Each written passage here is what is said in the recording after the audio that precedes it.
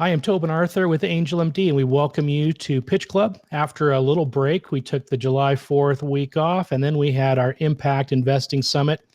And so it feels like it's been a long time since the last session, but we're excited to have everybody back. And tonight, it's our first session focused on infectious disease. So we're really excited. We've got two great companies to present to you. Also, a little different format tonight. Normally, we feature three companies. Tonight, we've got two companies and a great guest speaker. And Dr. Richardson is going to do a little interview towards the end. We'll have a couple polls in between, and we will have a follow-up email tomorrow with lots of information, including the links to the videos. So without further ado, I want to turn it over to the host of the event, Dr. Katie Richardson. Great. Thanks, Tobin. Excited to be here tonight. I know, after a year and a half of pandemic, some of you are probably not excited to hear about infectious disease. But what I have to say is we have some great companies that are going to present tonight. So I am super excited. And as Tobin said, we also have a special guest speaker who is going to talk about some work that she's been doing during the pandemic as well. So I would love to introduce Christopher Whitman, and he is the CEO of a company called Gentoo. Well, thank you very much, Katie, for the opportunity to be here. And let me go ahead and share my screen so I can share with you what we have been doing at Gentoo. Brilliant. So I'm representing Gentoo. I'm the founder and CEO of Gentoo. And the issue that we are addressing is one of the biggest burden of the healthcare system, which is the development of infection after prosthetic joint implants. Is a big burden socially and economically. It costs over $500 billion per year worldwide. And it obviously, especially if we're talking about prosthetic joints, it carries both economic and social costs. Bundling these costs, we can estimate each infection to cost from $300,000 to $400,000. Now, the real issue is that the first treatment that is always used to treat this sort of infection is antibiotics. And this is leading to the building of bacterial resistance to antibiotics, which is taking 700,000 lives per year. And so we need to find a way that doesn't really, in which we don't have to rely on antibiotics, a preventive measure. Now, unfortunately, the only solutions that we have available right now are effective on smooth metallic surfaces and not suitable for dental applications. And that's where Gentoo comes to play. We have been able to implement a physical solution using laser technology that is suitable for a wide range of materials. So our core business at the moment is prosthetic joints and dental implants, but nevertheless, the technology can be deployed for cardiac application or deep brain, endoscopic devices, and so on and so forth. So what we're doing, we are leveraging a patent that we have licensed from NASA, which was initially developed to avoid mood dust adhesion, but it turned out to work very well, repelling also bacterial adhesion. And is upscalable, cost-effective, as I said, IP protected. What we are doing specifically is enhancing some topographical modification on surfaces. And here in the middle, we can see scan electron microscopy of a surface treated with Gentoo's technology. Diving deeper within the science, what we are leveraging is a window of opportunity. So we have a way to avoid the biofilm formation, bacterial adhesion and biofilm formation. And this allows the mammalian cells to stick to the surface and therefore inhibit the biofilm formation and the spread of infection as a whole. So we are controlling upstream the laser processing parameters, enhancing topographic modifications, and then controlling also downstream the surface energy of the material that we go and laser treat. So we are enhancing a specific oxidation state or changing the material on a atomic level. Looking at the data, so we started some years ago, we came out with a prototype that was able to inhibit the adhesion of Escherichia coli by 94% and Staphylococcus aureus by 78%.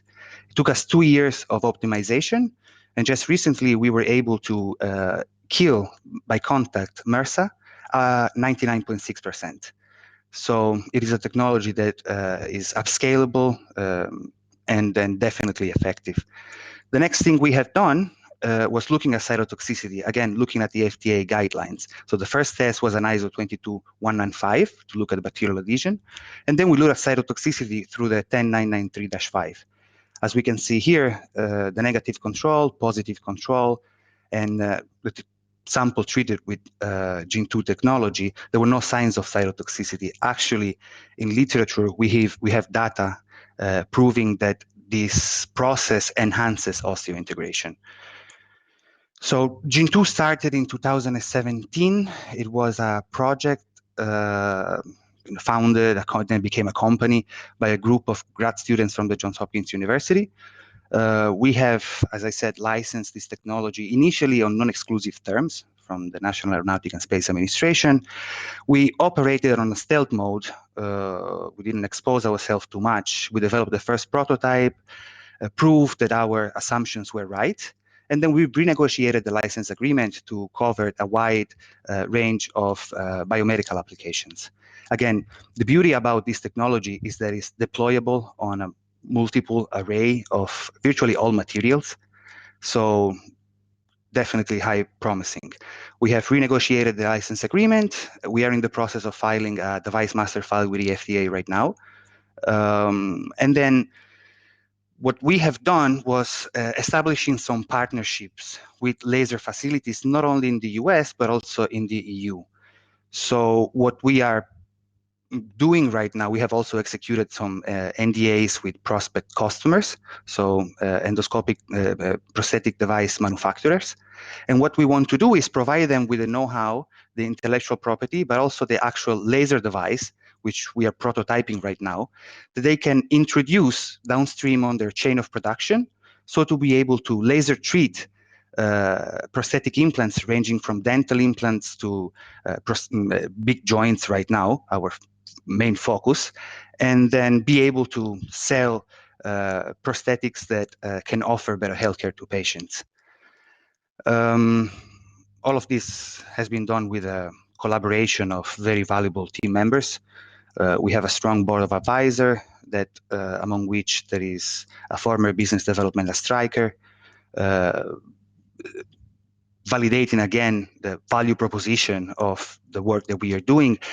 We have a strong scientific advisory board with over a dozen peer-reviewed publications on this matter.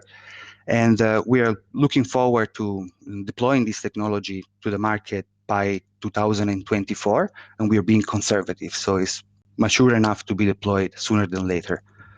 Now, if you have any question, I'll be very pleased to address them, and any feedback from your side is very welcome too. Wonderful. Christopher, thank you again for being here and sharing about Gentoo with us. I have a few questions, and then our audience does as well. So you talked about the fact that it took some time to optimize the process related to Staph aureus and get those actually amazing numbers, again, that you have related to eradication of bacteria. Can you talk a little bit more about how you were able to do that? Absolutely, yes. So as I said on the presentation, what we are doing is we are synergically enhancing some topographical modification within the surface, so ablating with the laser.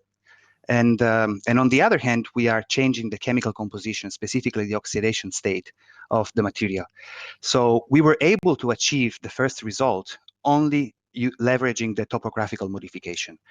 But then in order to achieve 99.6 killing of MRSA without the use of antibiotics, we had to tune the oxidation state and specifically the atomic composition. So we are inducing a lot of energy within the system using lasers on a very specific way. I hope that answered your question. Yeah, that was great. For those of you that have come to Pitch Club on a regular basis, this is actually the third company that we have had that is addressing this issue of prosthetic joint infections. So talk again a little bit about how you differ from your competition. What makes you unique? Absolutely. So definitely for mass production, we need a solution that is upscalable and economically convenient. Now, laser technology has proven to be extremely cheap when upscaled, if we think CD-ROMs or many other applications. So that's first of all. But secondly, and most importantly, the technology is applicable to virtually all materials. So I have seen some limitation on the competition. They were not able to treat dental implants, for example, or they were able only to deploy alternative to antibiotics only to smooth metallic surfaces. So we have a lot of constraints and limitation. We're able to deploy these to ceramics, polymers, metal alloys. So the wide range of application makes it suitable not only for orthopedic or dental, but also for cardiac implants, so heart valves, pacemakers, rather than deep brain implants, or even endoscopic devices among the applications that we have licensed on exclusive terms. And it's strongly IP protected. We have also explored the opportunity to expand this IP protection. Great. So, yeah. Great. A couple of questions related to the fact that you're using a laser, again, to change the topography. How does the laser affect the performance of the joint or the implant, or does it? And then another question, again, if you change the surface of the implant, does that affect the company's, the implant's 510K and your technology's 510K? Very good question. So we are enhancing some ablation. We are ablating the surface on a microscale level. So it's mechanically speaking, which will most likely be one of the biggest concern of the FDA, while renewing the 510K, if I can address also the second question, will be very irrisorious, will be very simple to address, mechanically speaking. Now, we are filing regulatory path includes the filing from our side of a device master file, including all the tests that we have already done and the one we are performing right now. Now, the device master file will be used by the prosthetic manufacturer as a reference for filing their 510K. So regulatory-wise, the slight modification is so simple, minor, that a 510K clearance will be the path to get it to the market as soon as possible for the benefit of patients, addressing a big burden economically, but socially too. Great. Another question from our audience. This is actually an interesting question. Clearly, this is an incredibly important issue, as we mentioned. Implant infections can be devastating and, as we know, very costly for patients. Can you talk about any evidence or research that's been done that would say that 99% eradication is enough in these circumstances? Sure, absolutely. We have shown the $500 billion that is wasted every year. If we want to convert it into economic costs, we can see the sufferance of people, that have to go through, they lose their job. So the social implication of the building of these infections. And that's simply because we don't have an actual solution right now, other than using antibiotics. But is a vicious circle, because the antibiotic is building up the resistance of bacteria to antibiotics. The 700,000 people are dying today every year, but this number is projected by the UN to reach millions very shortly if we only rely on antibiotics. So we have a solution to a status quo right now that taking out the antibiotics is virtually zero, and 99.6 on the other side. So I would like to stress one more time that the increase on price will be so slight, given the upscalability of the laser technology, that will, according to the validation that we have done, be a no-brainer as far as what we, the validation that we had from doctors and other stakeholders. Fantastic. So a similar question, and I'm going to tie a few of these together as we wrap things up. You talked about, you're starting with prosthetic joints, and dental implants. And then you're moving on to other areas. Talk a little bit about those other areas. And one question from our audience specifically said, would this work for central lines and PICC lines, for instance, which is a very large market? Yes, absolutely. So when we realized that the technology was transferable to virtually all materials, then we decided to negotiate the license agreement with NASA and expand for all the applications that have more, where infections are bigger burden. So we included cardiac because the revision of the cardiac could have some bad implication for the patients themselves. That when we thought about deep brain, God forbid someone develops an infection throughout his brain, we included all the implants that have an electric or electronic component, strategically thinking after discussing this matter with all of our advisors. Our core business right now is to focus on prosthetic joints. So elbows, knees, the number of these procedures is skyrocketing, is increasing very drastically due to changes in lifestyle. So that's where we saw the best value for patients and economically speaking. Dental implants, especially if you look at the implants that were placed throughout the 90s, they're so very often looked again, and they have to go through revisions from the dentists. So what we're trying to do is drive sales for our partners, prosthetic manufacturers, through innovation. So, a great way to put it from one of our an interview that we have done to a doctor he said, toothpaste is a toothpaste. So it can be white or blue, but innovation seems to be quite stagnant when we go to dental. So they all agreed that having the way to prevent the incidence of infection was a no-brainer. Last but not the least, the reputation of the MDs is at stake too, because they have to share, very often, the number of incidents that come from the procedures that they do. So I'm sure they will be very pleased to adopt a technology that can, prevent them from putting at stake their own reputation. Yes, that's very true.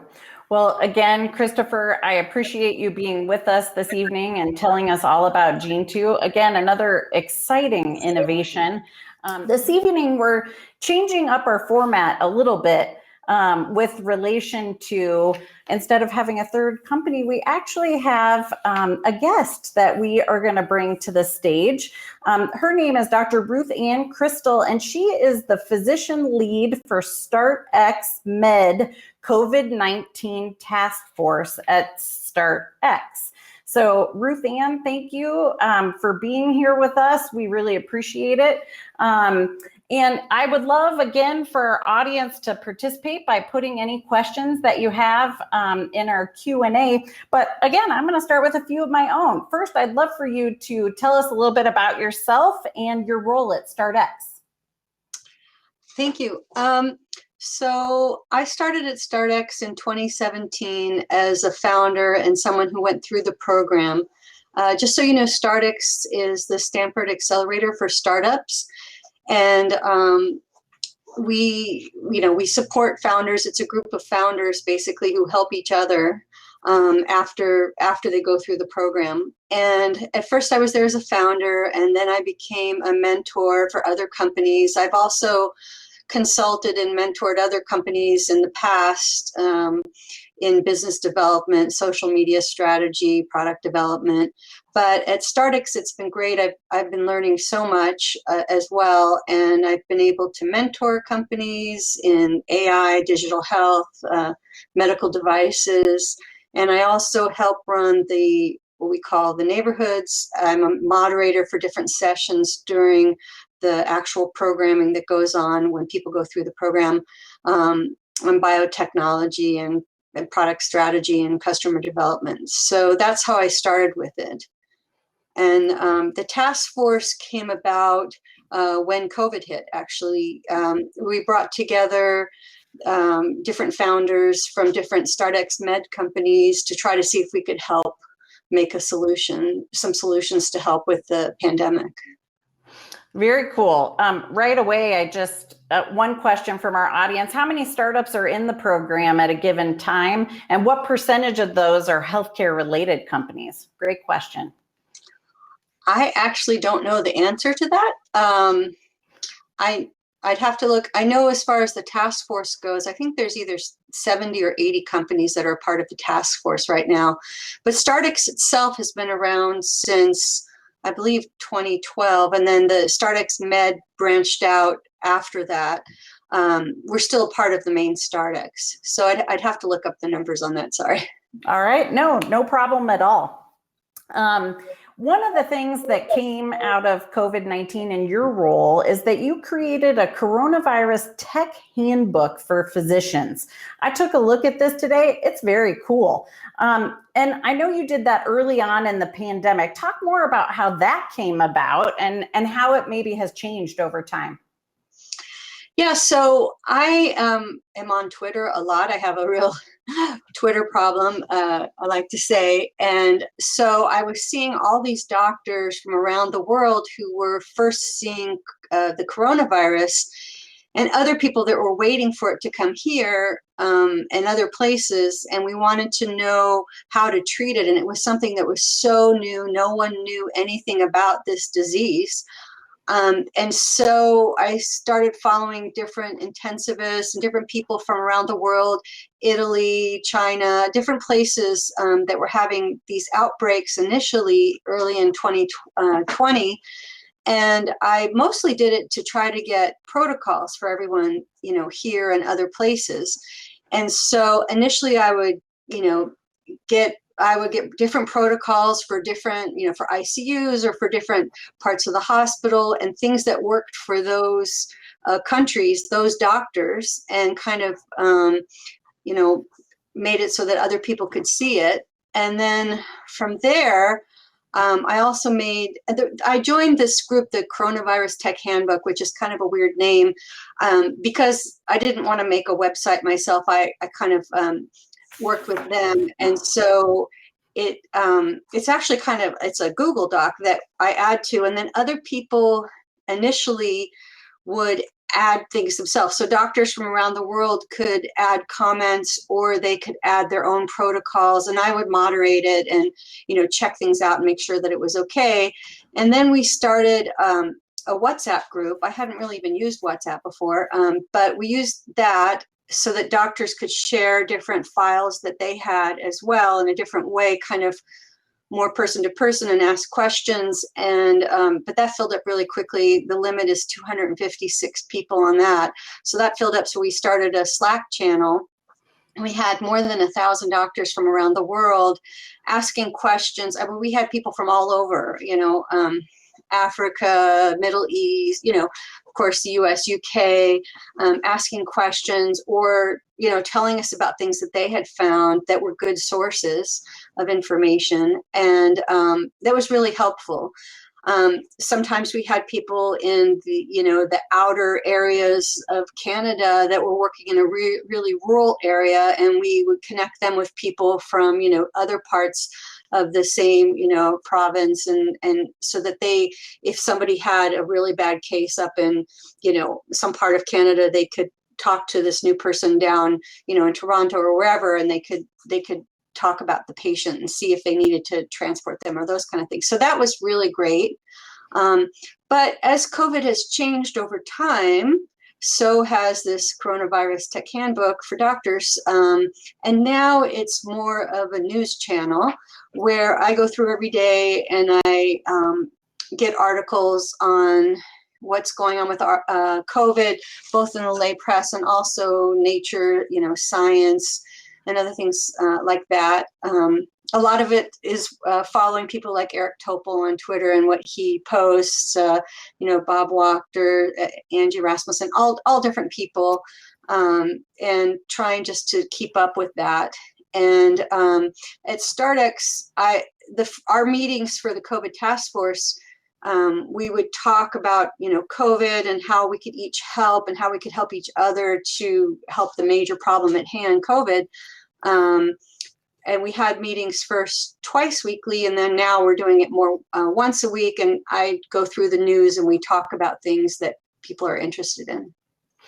That's very cool. And I know we had, again, a question about how do we get the link for this, or how do we get your updates? And someone in our audience actually found a link to the handbook, but is there any other way for our audience or our network to get these updates from you? Because I know, one of the things for me that was just crazy, first of all, is that we are physicians, and the lack of information flow through the pandemic. I would imagine that these updates and ability to share that you created was invaluable, because there are COVID-19 groups on Facebook. There are clearly people are getting information from Twitter, but folks like you that are bringing some of that information together, I think is really useful. So if folks in our audience want to get these updates, what's the best way to do that? Well, you can go to it's a very long name, I don't know if we can send it out, coronavirus tech handbook.com/doctors.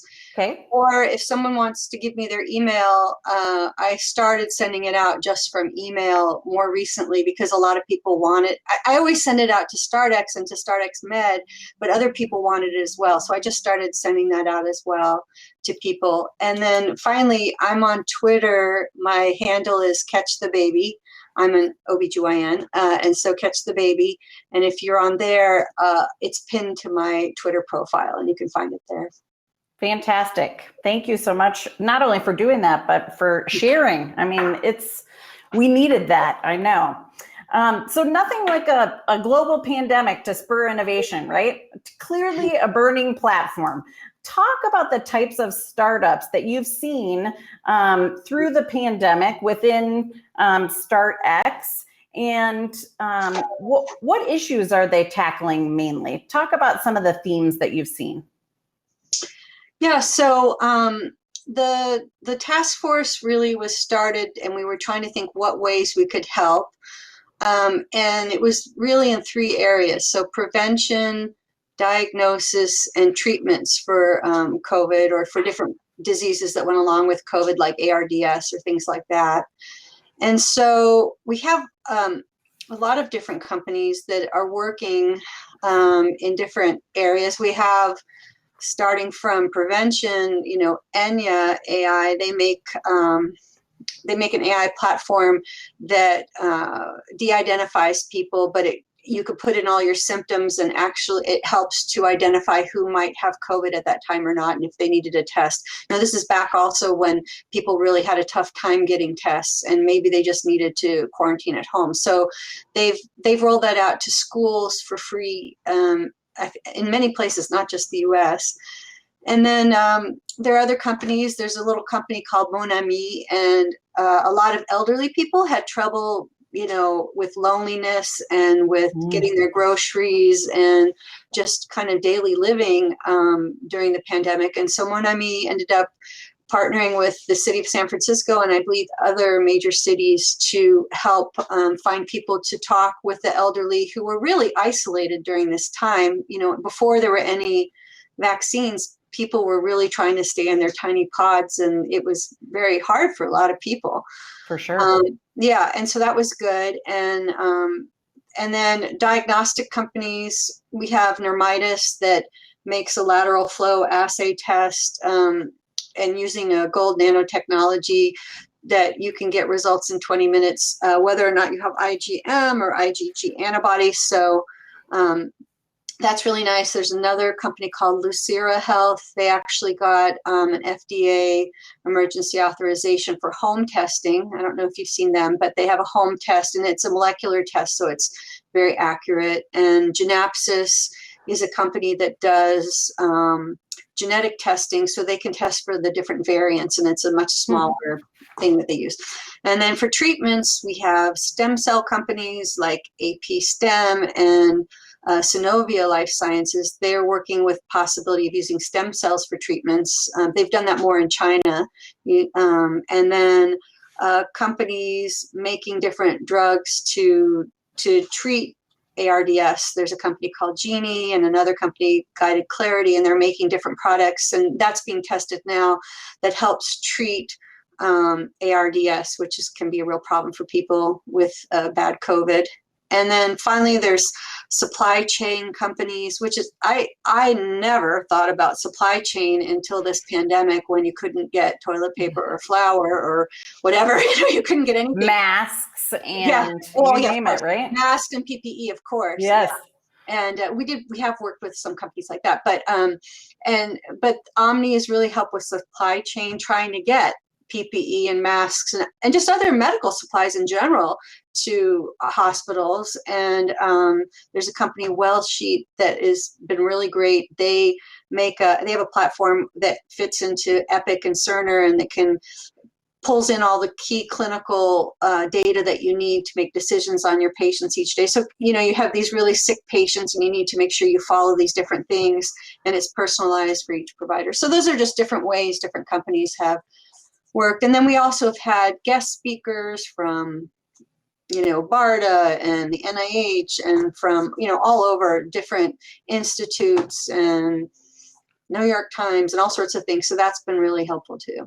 Very cool. Well, Dr. Crystal, I really appreciate you being here with us today and taking my questions and those from the audience. Very exciting. And I think you're going to be also able to stay after for the networking portion, I hope. So you'll find Dr. Crystal in the AngelMD room if you want to ask additional questions to her about her work around COVID-19 and the task force, or anything else around StartX as well. Thank you everyone for being here tonight, and we invite you to join us in our